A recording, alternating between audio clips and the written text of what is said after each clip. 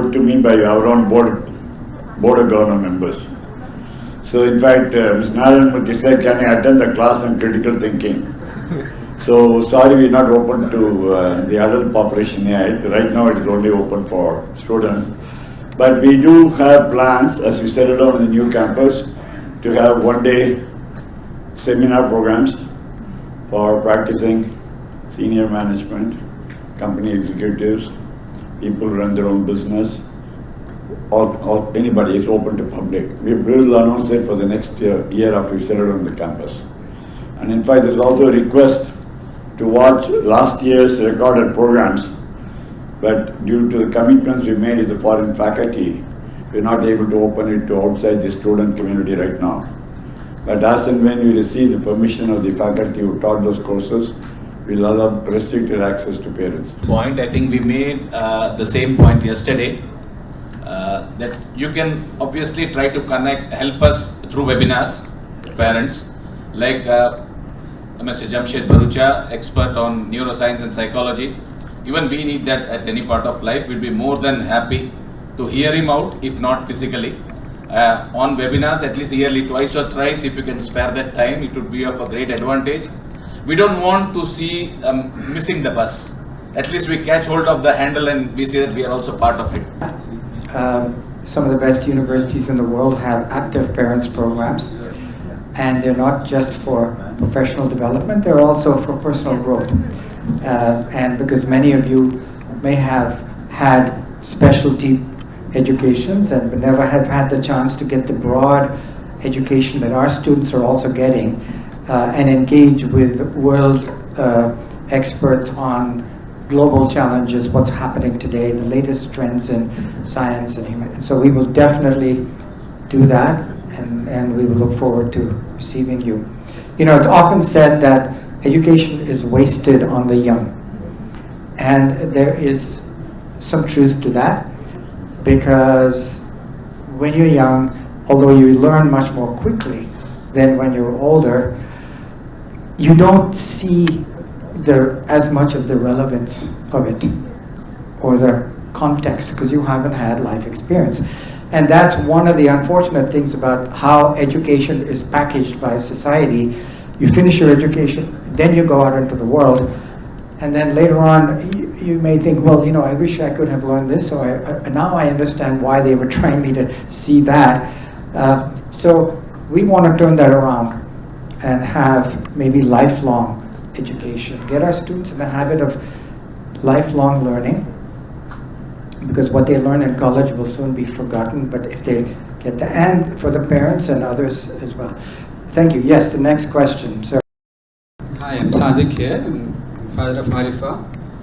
As an academic, as you would understand, we live in the world of reason. The reason why we have come here to understand that we have decided in between the father and daughter that we will pursue cognitive neuroscience in specific. So we couldn't see the faculty who will teach the cognitive neuroscience. Oh. So you will be the, okay. The question is, will you be the faculty in person to teach, or it will be an hybrid model? It'll be, I'm trying to understand. Both of those and other things. Let me explain. For a student who's interested in cognitive neuroscience, of course, it's very new in India, so you don't see a lot of students choosing that. But I'm proud to say we're the first college or university in India that I know of where you can do cognitive science, cognitive neuroscience, or even neuroscience, computational neuroscience. Why the others are not doing that, I don't know. That is part of the challenge in India, and I think it's true in the tech center, how to get institutions to start being ahead of the curve than behind the curve. We copy what has become popular in the West 20, 30 years ago. Let's move forward. So cognitive neuroscience is like that. Obviously, I cannot physically teach, you know, every single course, but it is inherently interdisciplinary major. So you'd have to take some biology courses, you'd have to take psychology courses, and we have faculty teaching those.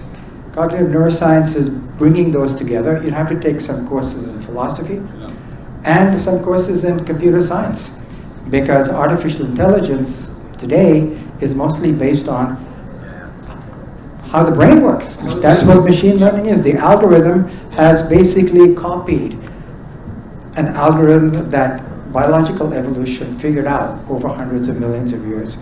So Brain is the next frontier.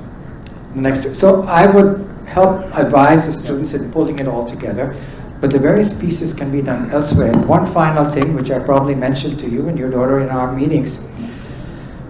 If you look at our international visiting faculty, and if you look at our international advisory board, you'll see a name, and his name is Michael Gazzaniga. And he is a visiting professor, and he's at the University of California, Santa Barbara, but he's very, very, very willing to talk to students and answer emails. That kind of plugging into a powerful international network from the very people is what our students would get. So if you're interested in cognitive neuroscience and you work hard at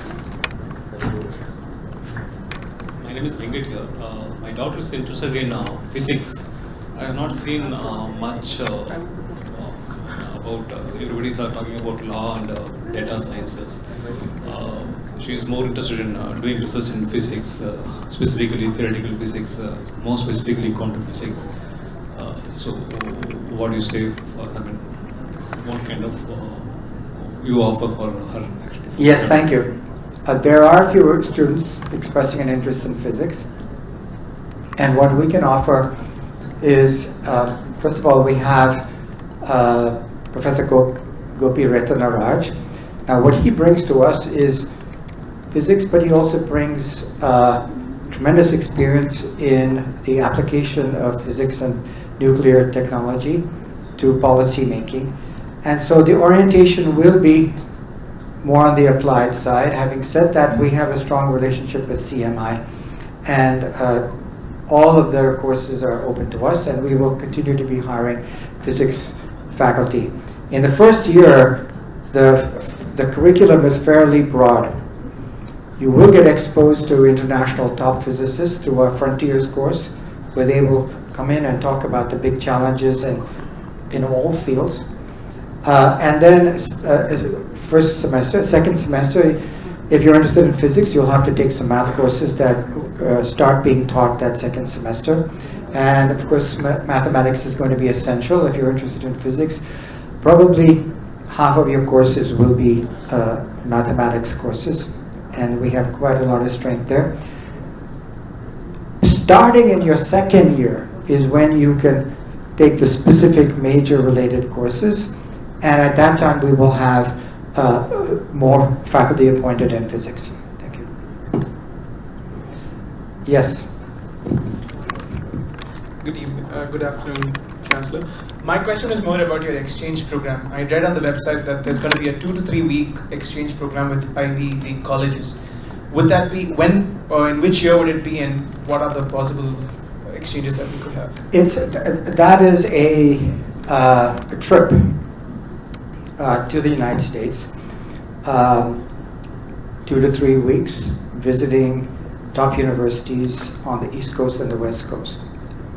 And it's a unique opportunity because I just happen to be on, having been on the insides of some of those institutions, can get you in to see it from the inside.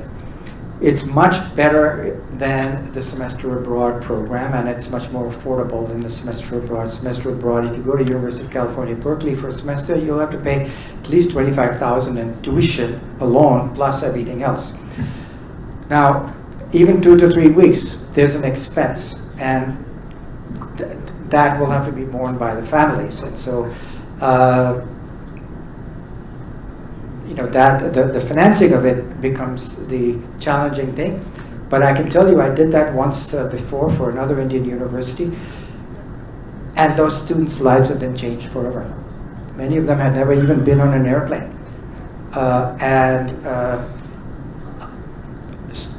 Overwhelmingly, and I've done these polls, Indian students are looking westward. Okay, I did a poll of 150 students in Bhubaneswar in high school, and I asked them, how many of you are thinking about going abroad? 147 out of 150 would raise their hands. Not necessary for UG, but for PG or PhD. Now, our curriculum is oriented towards giving you the international experience and contacts, but in a way that you're not envious. You are rooted in India. And even if students go abroad, they're more likely to come back through our kind of, so it's an Indian context. And the program that we set up, 2 to 3 week visit, because students, our Indian students, were getting to know their American counterparts and faculty and so on and so forth. It demystifies the West. See, our young people are very, they're envious and sort of it's a big mystery out there. But when you get to see it on the inside, okay, I got it. I understand what it's all about. They're human beings, we're human beings. Now we're able to interact, they form friendships, and so on and so forth. And so it's designed to get you into the international network early, so that your perspective on going abroad becomes a little bit more mature and substantive.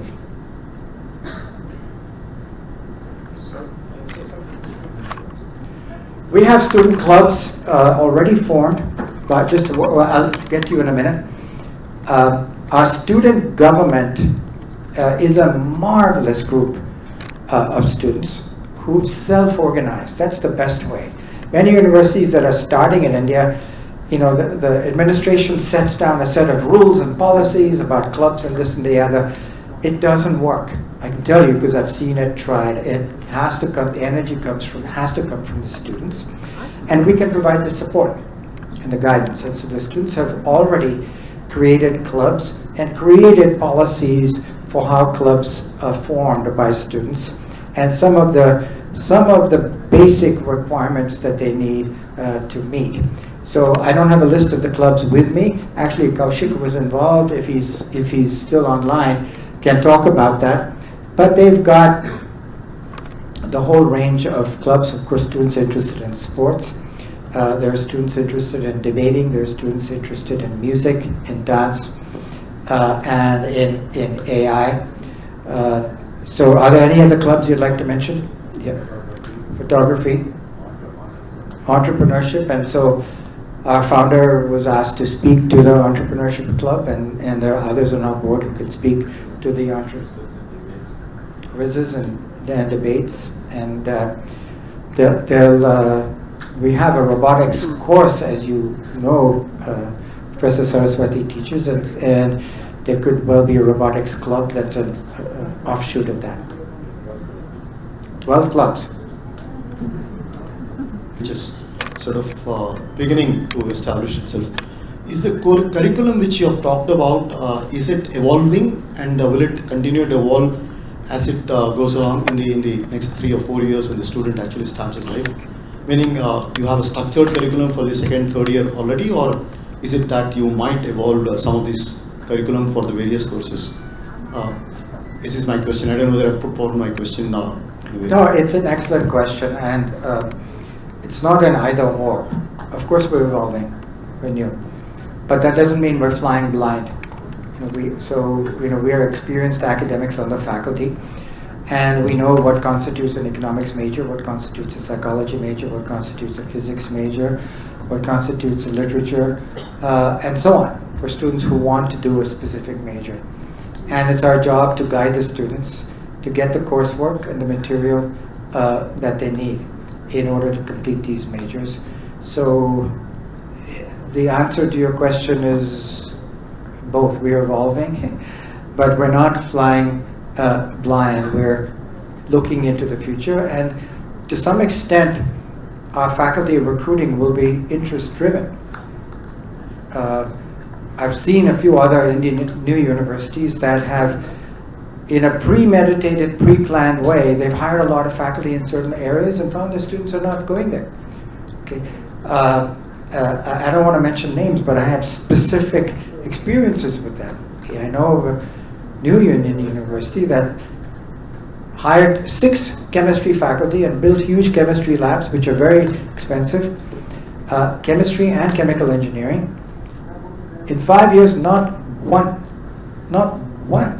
student chose to major in chemistry. No offense to chemistry, it's a wonderful subject, but if the students' interests have shifted, then you don't want to invest in that. The flip side of that is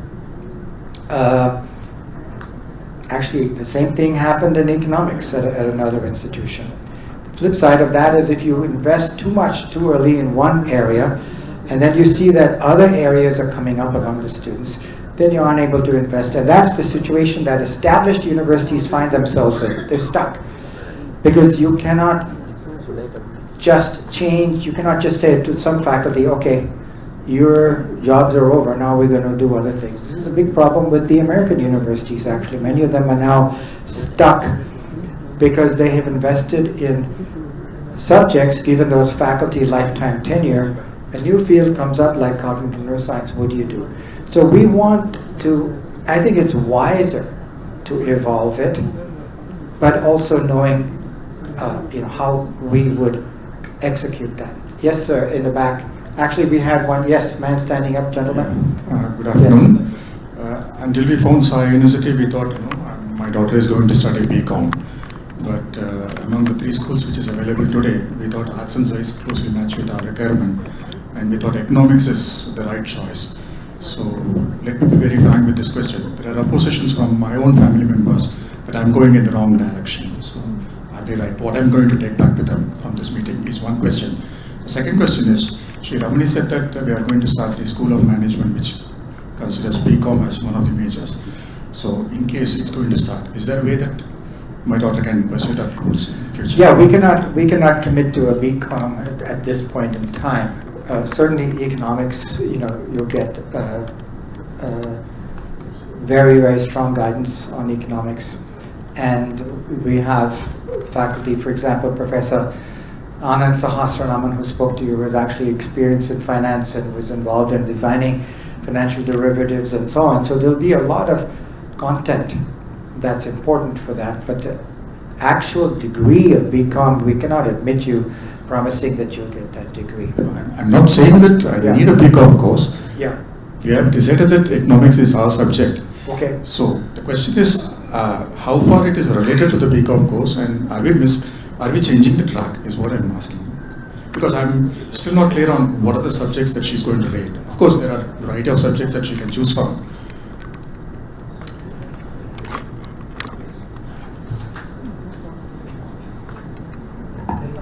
So my point was about give you the future roadmap of the university. It's not just stopping with 3 schools. It's a university, and I was trying to tell you the future plans for the university where we are planning to start other schools and going forward at how it will branch out to 7 schools. So if you ask me today about a BCom program or a BBA program, BA program, we are not ready to announce it. But most certainly when we open the program, you will have the faculty, the program, curriculum, all of that announced. So it would be a little too premature to talk about the programs which are not announced today.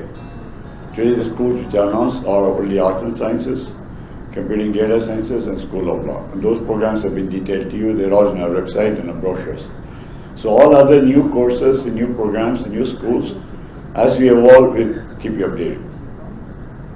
But they will have an interplay in the interdisciplinary learning. That is what I was trying to say. Thank you.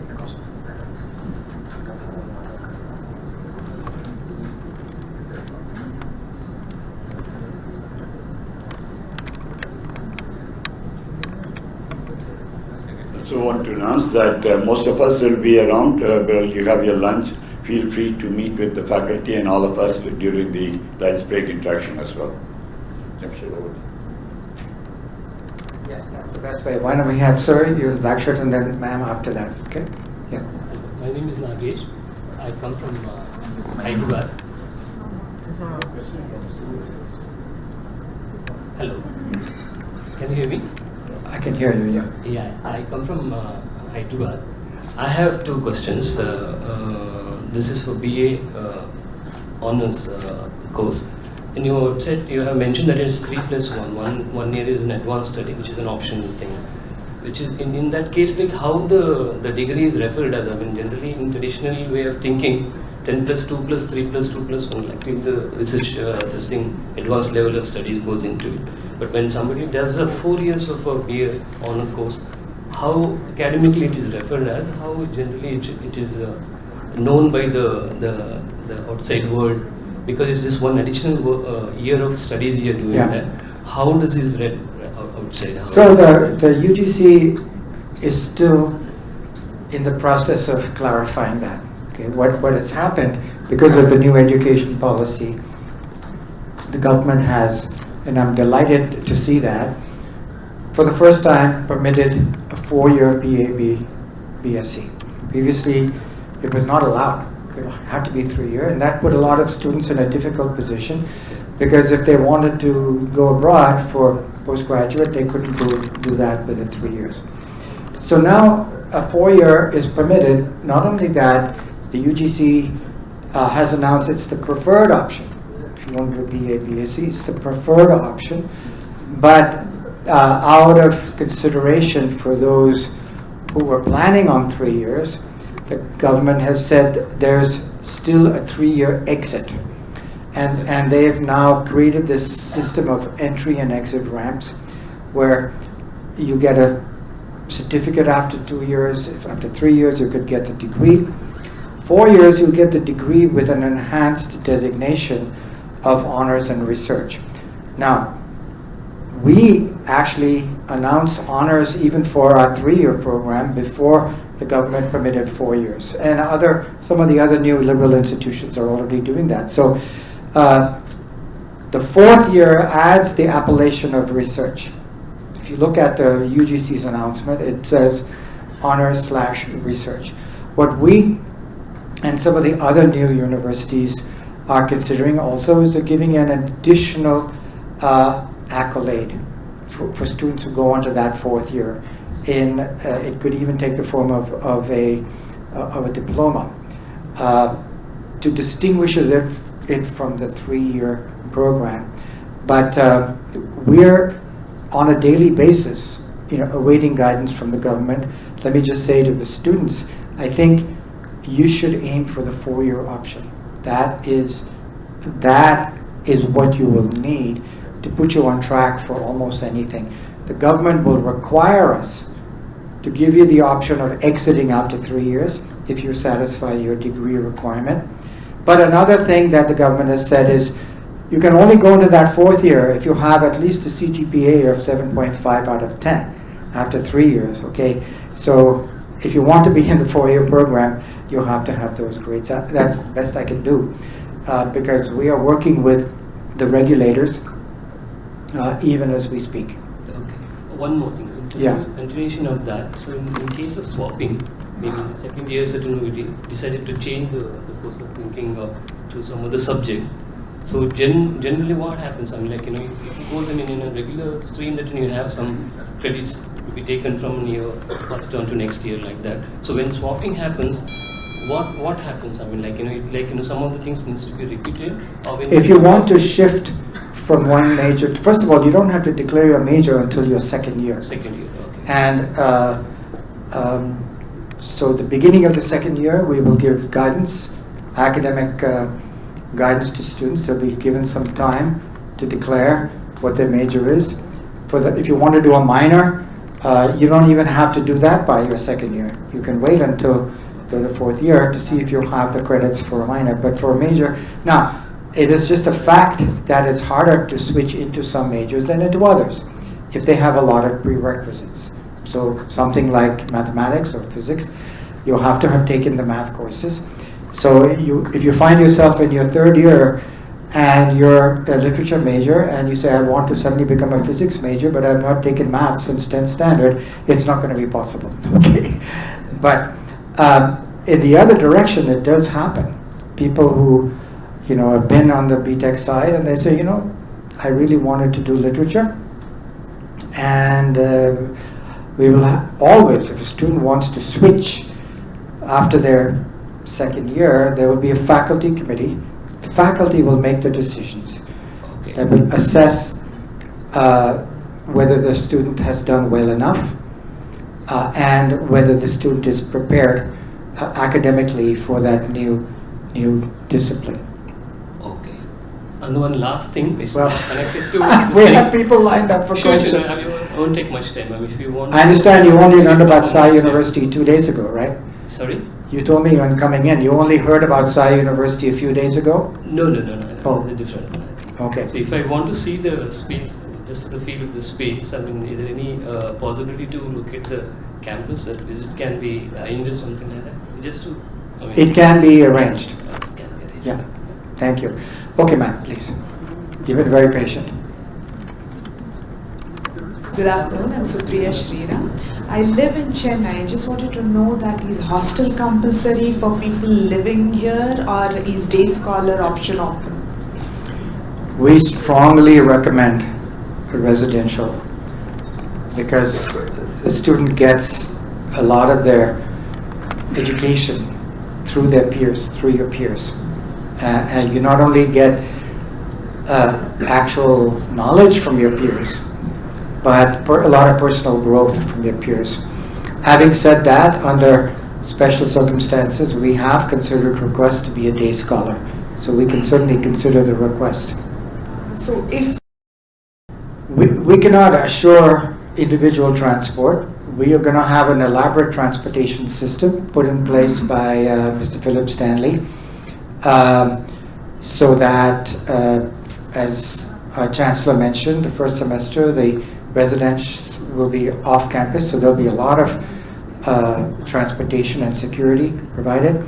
And even once they move on campus residentially, there'll be, weekend buses into Chennai if they want to go shopping or whatever movies. I mean, so we will have an elaborate transportation system, but we will not have like a school bus that picks up students everywhere. We cannot do it. Chennai is too big. Yeah. and Did you want to say anything more about that? Ma'am, I think the first point is residential learning is the key part of the curriculum. Because it's not only classroom learning. It is not a 9 to 4 learning. Students will learn outside of class hours by interacting with other students, by having foreign faculty taking classes. Faculty from Boston will take classes at 6 p.m. Faculty from California will take classes at 8 p.m. So we'd like the students to be present in the campus so we can give them a controlled learning experience. I know that you can provide a Zoom call, but it's not the same as a classroom experience. The students will be together.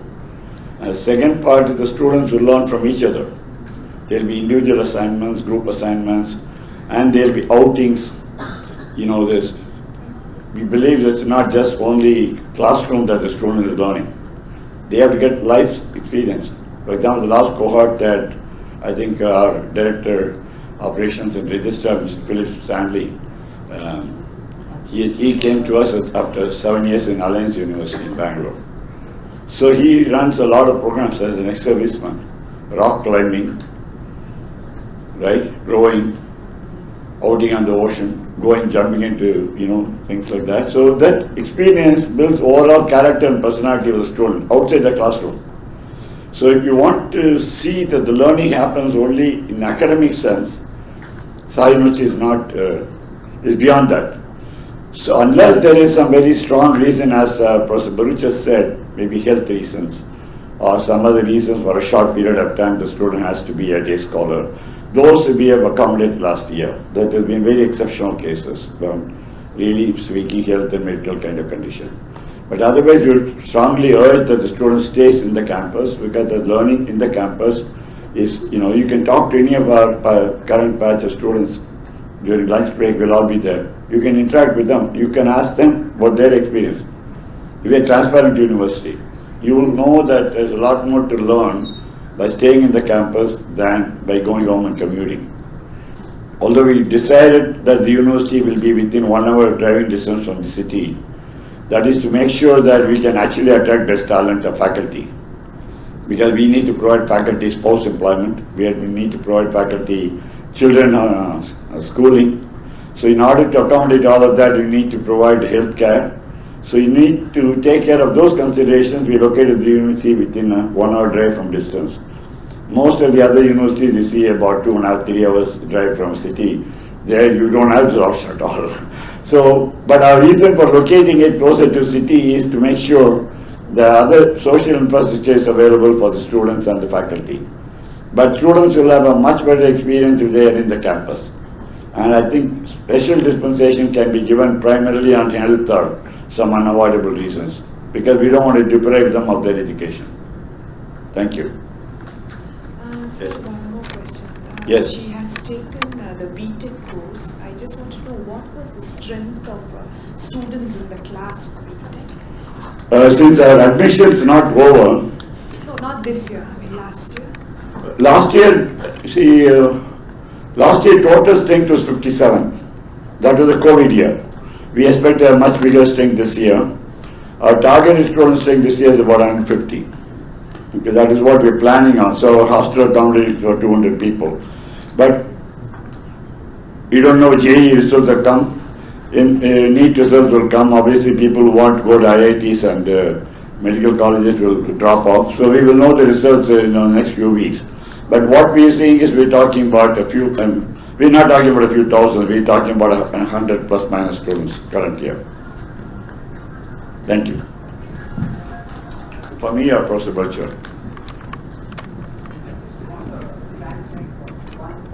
Yes, sir. Digital transformation has become the order of the day. Sorry, sir? Digital transformation has become the order of the day as far as the computer science is concerned. Yes. And but it is more followed by digital disruption than digital transformation. So when, as far as your curriculum is concerned, I'm sure there are so many changes that have been happening. Say for example, we did not know that several new jargons are coming. Metaverse has taken over, and it is, they were just talking about this is something new and it is going to enter into every subject area. So keeping that in view, what will you do if you want to shift the curriculum to include them also? Well, actually, this comes back to the earlier question about evolving a curriculum. You have to be willing to evolve a curriculum in real time. And that is one of the problems with the traditional curriculum. It's become obsolete. And needs to be disrupted, absolutely disrupted. And there's a growing movement in India that agrees with that. We want to remain academically agile.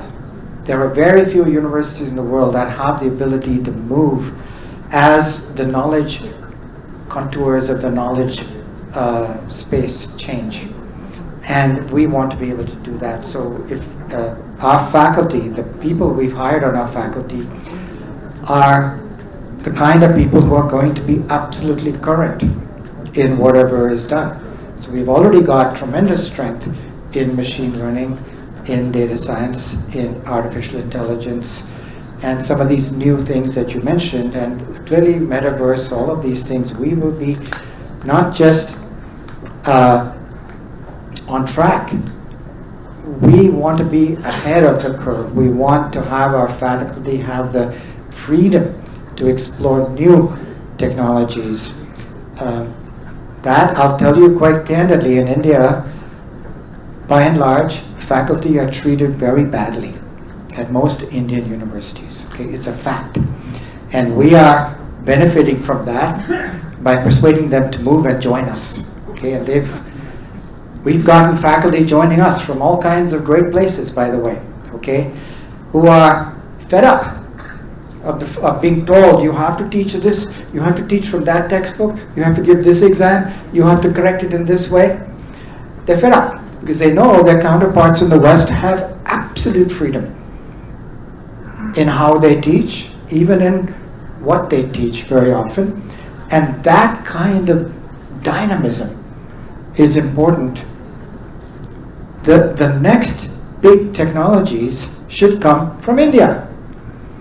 Why didn't the iPhone come from India? Why didn't machine learning come from India?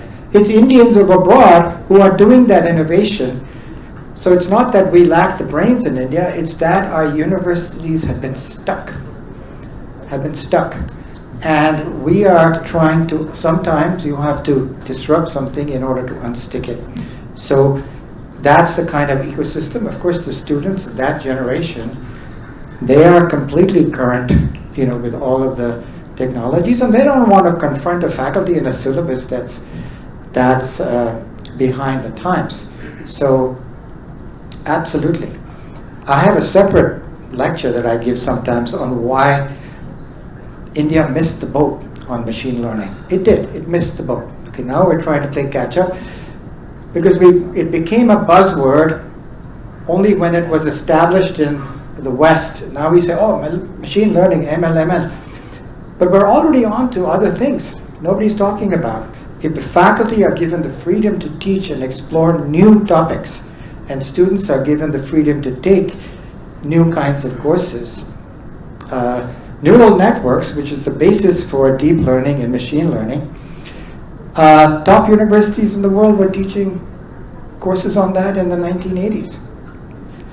But they were considered experimental courses. A faculty member said, I want to try experimenting with some algorithms here, and see if any students are interested in doing that. That's not allowed in most Indian universities, so we will be actually ahead of the curve. Sorry, you pressed a button there.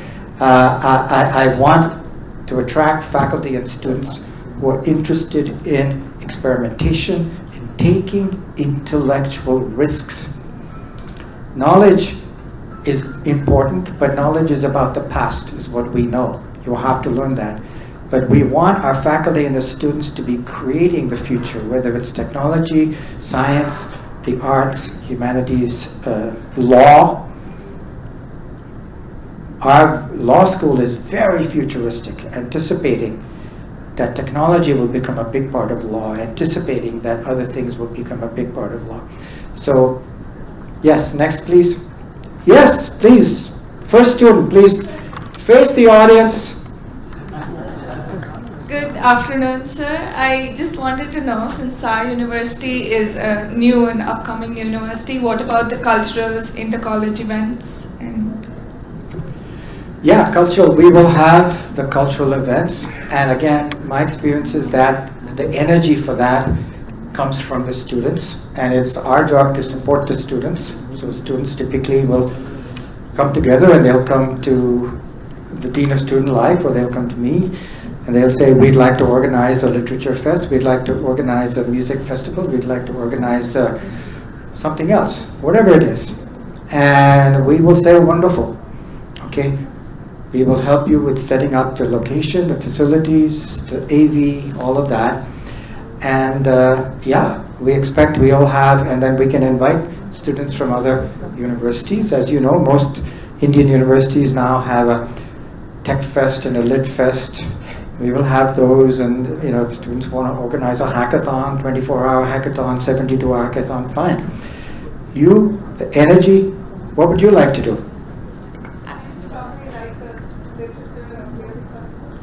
Done. It's done. Will you organize it? You organize it. You'll find plenty of other students already in our first batch, and undoubtedly in the second batch. Whatever school they're in, who will join you in that? There's a lot of interest in music and dance and literature and other things, even from our computer science students. Do that. That's fantastic.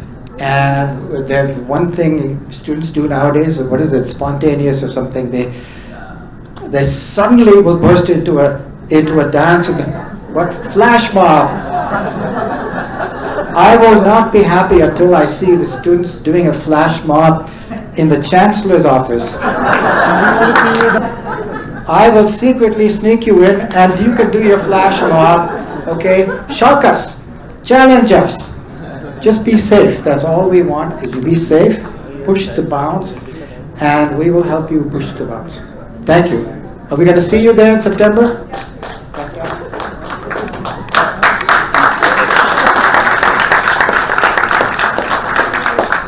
I won't join you in the flash mob because I'm a terrible dancer, and something tells me that Chancellor will probably want to watch rather than join.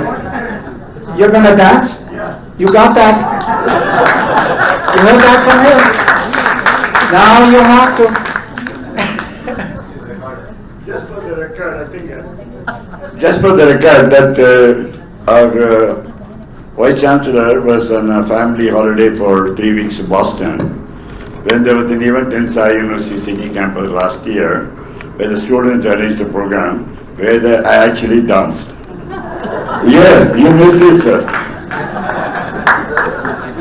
And if you will permit me, I can play the violin at your event.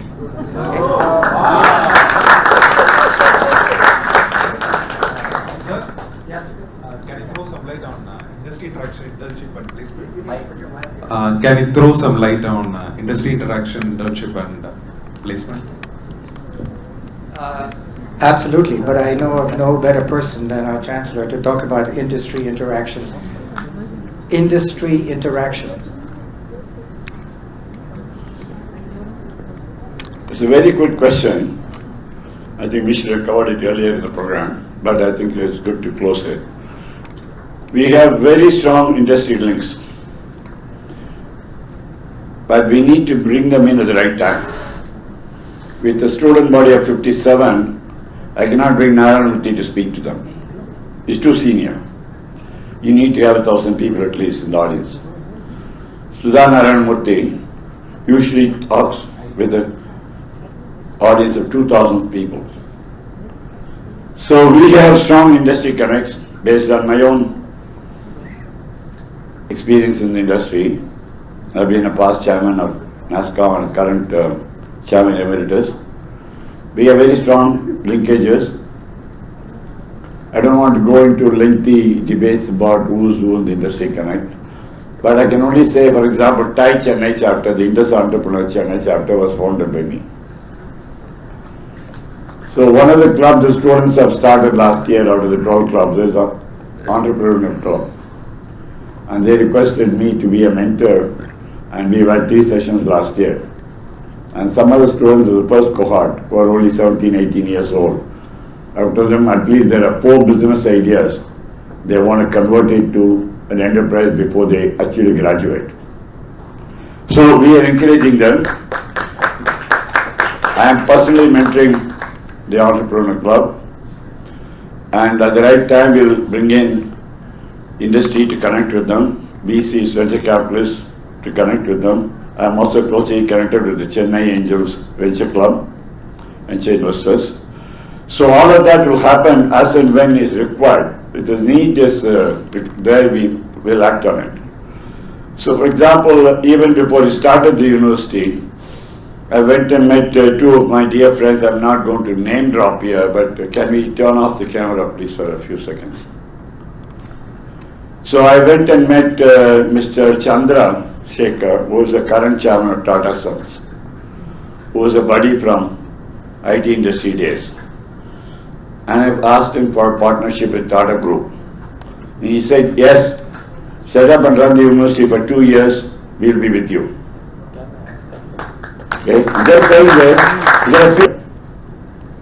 While other universities talk about number of companies come to the campus on day 1, day 0, number of placements offered, C2C average, etc.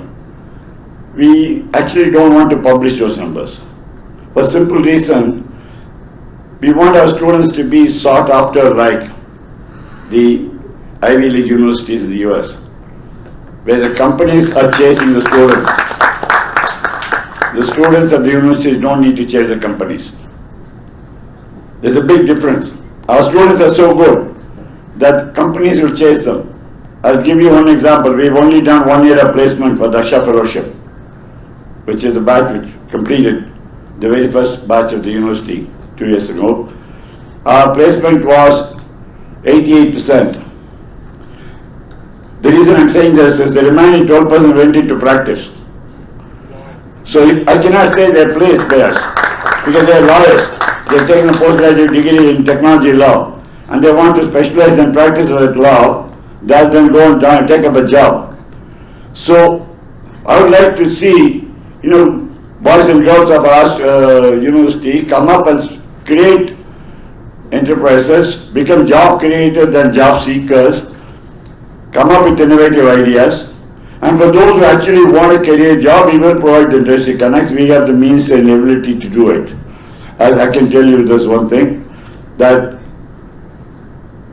the program that we offered today, considering the feedback we received from the board, which is the most representative of the Indian industry, from IT sector, liberal arts and sciences, computer sciences and law, the board members have already been seeking our students.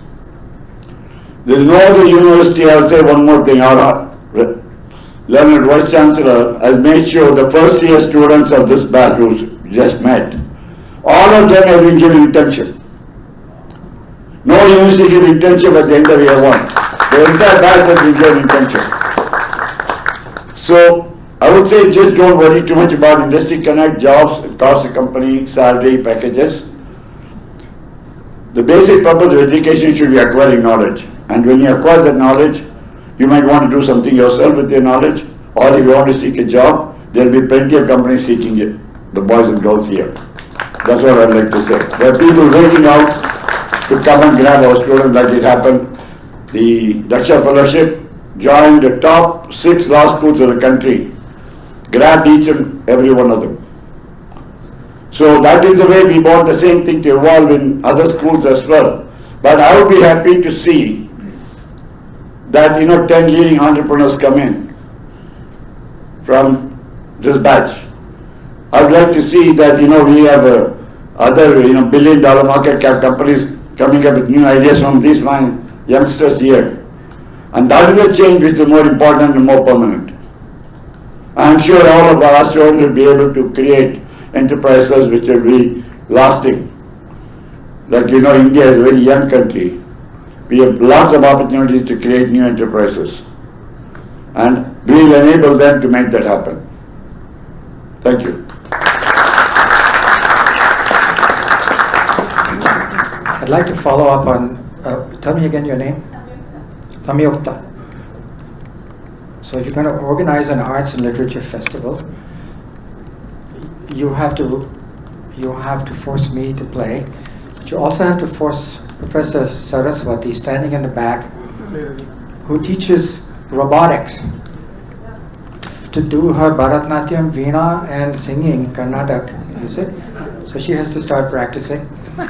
And then Professor Srilata, who moved from IIT Madras English department to join us, who is a very distinguished poet and creative writer.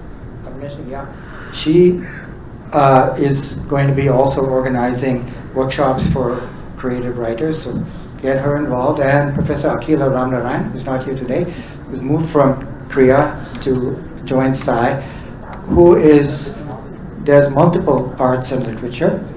She is trained in Carnatic music, but she has a rock and roll band. Make sure that her band performs. If you hear carefully, the rock and roll in her band has some Carnatic ragas in there. Okay? Yes. Next question. Hello, sir. Can you hear me? Yes. Sir, this is regarding particularly to the BTech CDS program. Of course, I respect the liberal education framework here.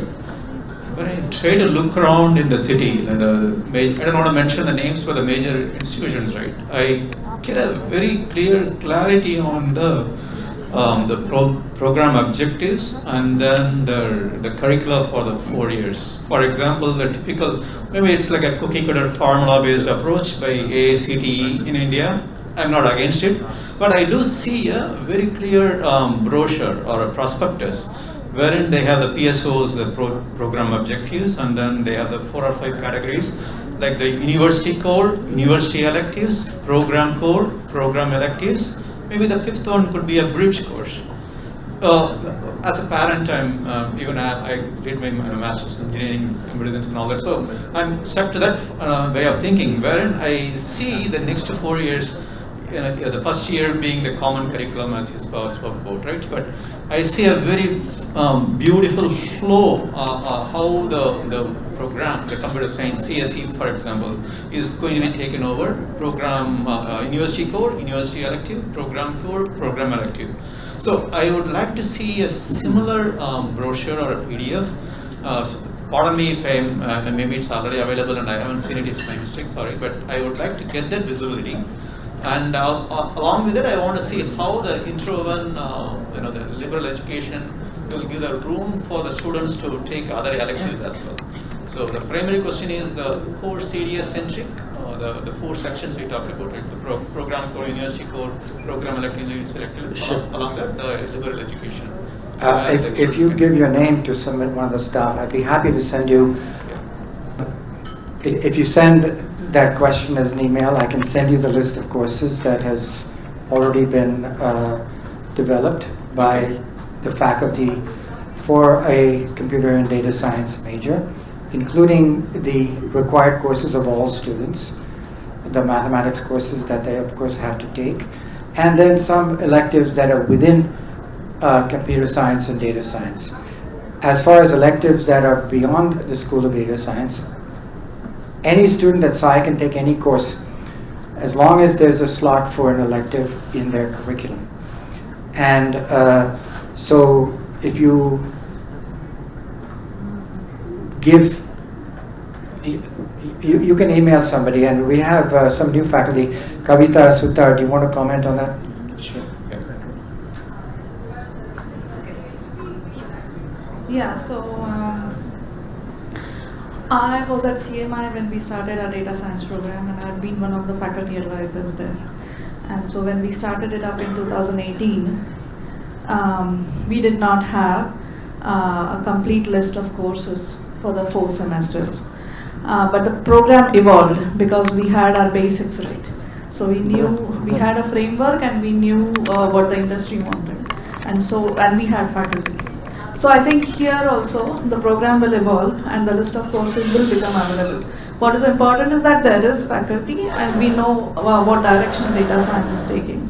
The advantage in data science at SAI, I don't want to compare, I love the program at CMI.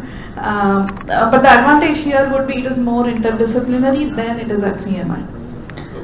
So in that sense, for example, CMI students cannot go law as a minor, but that would be an additional thing that you have here. So I think, I understand as a parent you are worried about the list of courses, but that's something that will evolve when the basics are right. Thank you. Thank you. Yeah. And one follow-up to what Professor Kavita Sutar said is, if you think about data science, the data is about something. See, that's been the problem with the way it's been typically taught as a theoretical subject. And that's why interdisciplinary is not just a fluffy idea.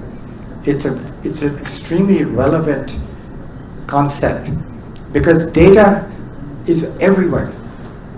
And the new successes in data science, whether it's a startup company or it's some government policy program, are going to be the analysis of data outside of the technical fields. So public health data, okay, in India we were caught without any real database, and about hospitals and public health.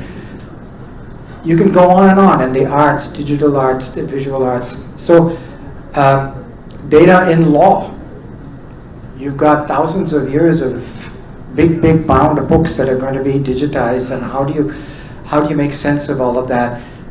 So I think that having a mapped curriculum for data sciences and computer sciences, while it's good, it ignores the fact that new applications are over the horizon.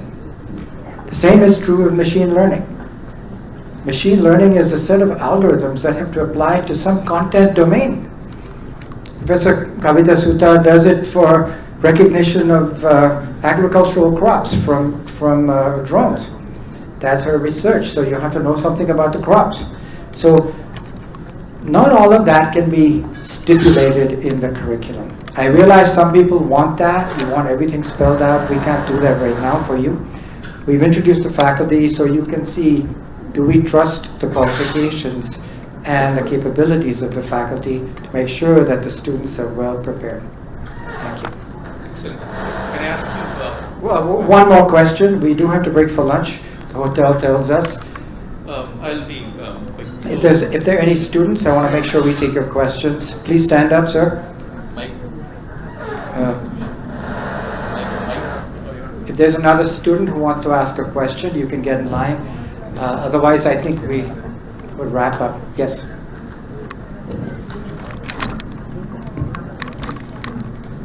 Yeah, good afternoon, sir. I'm Abhishek, and I just had a question about clubs. So about what? Clubs. Clubs.